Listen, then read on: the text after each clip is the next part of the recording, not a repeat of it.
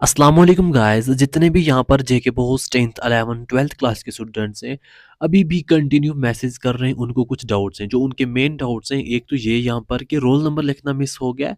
Secondly question number लिखना रह गया है, मतलब वो क्वेश्चन नंबर वहाँ पर दिया नहीं है कि कौन सा क्वेश्चन हमने लिखा है, या फिर जो एमसीक्यूज वगैरह आते हैं उनमें क्वेश्चन लिखना भूल गए हैं। या बहुत से स्टूडेंट ऐसे हैं जिनको सीरीज में प्रॉब्लम आती है, वो सीरीज अपना लिखना भूल जाते हैं। मैंने पिछले भी वीडियोस में ये चीज़ बताई थी, डिस्कस किया था, मगर बहुत स्टूडेंट्स को इसके बारे में अभी भी डाउट है, तो वो मैं यहाँ पर क्लियर करूँगा। अगर आपके ये वाले डाउट्स हैं तो इस वीडियो को एंड तक देखो। अगर इनमें से आपका कोई डाउट नहीं है तो आप वीडियो को छोड़ो और अपना स्टडी कंटिन्यू करो। देखो, मेन पॉइंट जो यहाँ पर स्टूडेंट्स का आता है वो ये बोलते हैं कि हमें रोल नंबर लिखना मतलब भूल गया है, या हमें शक रहता है कि यहाँ पर क्या हमने रोल नंबर लिखा है या नहीं लिखा है। तो ये एक इंपॉर्टेंट डाउट रहता है, क्योंकि एग्जाम में जहाँ पर जो टेंशन रहती है, क्या हमने क्या किया क्या नहीं किया, तो उसमें यहाँ पर स्टूडेंट्स को ये चीज़ें भूल जाती हैं। या फिर लिखा होता है मगर वो फिर भी यहाँ पर शक में रहते हैं, डाउट रहता है क्या लिखा है या नहीं लिखा है। तो यहाँ पर क्या होता है, आपको रोल नंबर दो जगह पे लिखना होता है। एक तो आपने लिखना होता है रोल नंबर आपकी अपनी आंसर शीट पर, सेकंड आपने लिखना होता है जो आपकी अटेंडेंस शीट होती है वहाँ पर।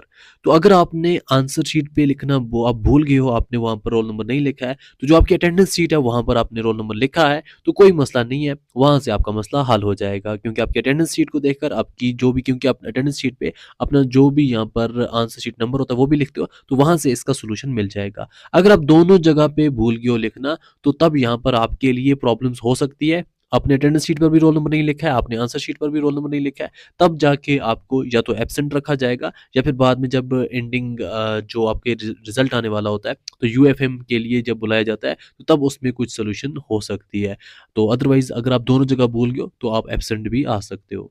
अगर दोनों जगह में से एक जगह भी लिखा है, या आपने आंसर शीट पे लिखा है मगर अटेंडेंस शीट पे नहीं लिखा है, या अटेंडेंस शीट पे लिखा है आंसर शीट पे नहीं लिखा है, तब आप ठीक हो, आपका मसला हल हो जाएगा। आपको यहाँ पे टेंशन नहीं लेनी है। सेकंड डाउट रहता है स्टूडेंट्स का कि हमने यहाँ पर सीरीज ही नहीं लिखी है, हमें सीरीज लिखना हम भूल गए कि हमारी सीरीज कौन सी है, वहाँ पर हम भूल गए, या फिर हमें शक है कि हमने लिखा है या नहीं लिखा है। तो देखो, आपको सीरीज में ज़्यादा टेंशन नहीं लेनी है, वहाँ का मसला आपका ईजिली सॉल्व हो जाता है। बहुत स्टूडेंट्स को अपने स्कूल टीचर जो है वो बोलते रहते हैं कि नहीं जी, आपने अगर सीरीज नहीं लिखी है, आपकी आंसर शीट चेक नहीं होगी, ये होगा वो होगा। तो प्रीवियस ईयर मैंने 100 प्लस स्टूडेंट्स का ये यहाँ पर मसला सॉल्व किया था, और उनका मसला सॉल्व हो भी गया था, और उनको अच्छे मार्क्स भी आए थे। तो सीरीज में क्या यहाँ पर प्रॉब्लम रहती है ना, अगर आपने सीरीज नहीं लिखी है, या फिर आप सीरीज लिखी है या नहीं लिखी है वो बात आपको याद नहीं है, सिंपली हम रखें कि आपने सीरीज लिखी ही नहीं है, आपको ये नहीं पता आपने सीरीज क्या लिखी है। तो अब आपने जो क्वेश्चंस लिखे हैं वहाँ पर जो आपका एग्जामिनर होता है वो उसको देख लेता है कि हाँ जी ये यहाँ से, क्योंकि उसके सामने तीनों टाइप के क्वेश्चन पेपर होते हैं। इन स्टूडेंट्स को सीरीज के रिलेटेड ज़्यादा टेंशन हो रही है, क्या पता क्या होगा क्या नहीं होगा, जो यहाँ पर मैं बोल रहा हूँ वो सही होगा या नहीं होगा। तो वो स्टूडेंट्स मुझे डीएम कर सकते हैं इंस्टाग्राम पर, लिंक डिस्क्रिप्शन में मिल जाएगी, तो वहाँ पर मैं उनका मसला सॉल्व कर दूंगा। क्योंकि प्रीवियस ईयर बहुत स्टूडेंट को ऐसा मसला हुआ था, 100 प्लस स्टूडेंट को मसला हुआ था, और वो सॉल्व हो गया था। तो आप ज़्यादा टेंशन में मत रहो, अपने आगे वाले एग्जाम्स की तैयारी कंटिन्यू रखो।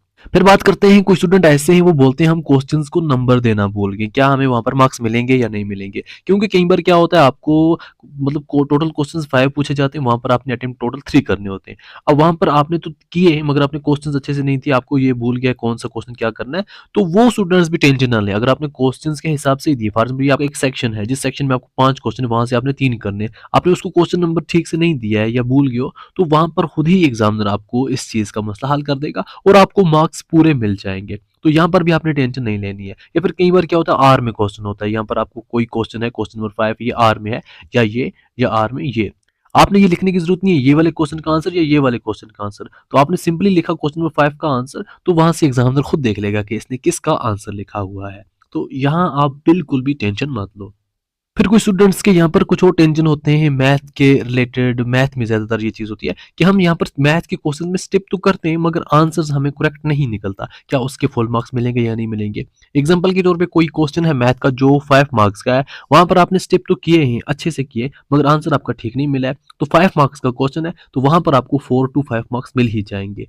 अगर आपने यहाँ पर स्टेप गलत लिखे हैं, आंसर करेक्ट लिखा है, तो वहाँ पर आपको 1 ही मार्क्स मिलेगा, 5 में से 1 ही मार्क्स मिलेगा, या वो भी नहीं मिलेगा क्योंकि आपने स्टेप ही गलत लिखे। आंसर जैसा भी हो मगर स्टेप जो है वो करेक्ट होने चाहिए, तो स्टेप के मार्क्स मिलते हैं। अगर अभी भी आपको कोई और डाउट है किसी और चीज़ के रिलेटेड, कमेंट कर सकते हो, नेक्स्ट वीडियो में वो भी मैं आपको यहाँ पर पूरा क्लियर कर दूंगा। अगर 12th क्लास के स्टूडेंट्स को CUET के रिलेटेड कोई मसला है, कोई डाउट है, कल दिन को मैं लाइव आकर आपके सभी डाउट्स क्लियर करूँगा। तो वो दूसरे चैनल पे आऊँगा, उसकी लिंक डिस्क्रिप्शन में, वहाँ से उसको आप सब्सक्राइब करके रखो ताकि जैसे ही मैं लाइव आऊँ आपको इन्फॉर्मेशन मिल जाए।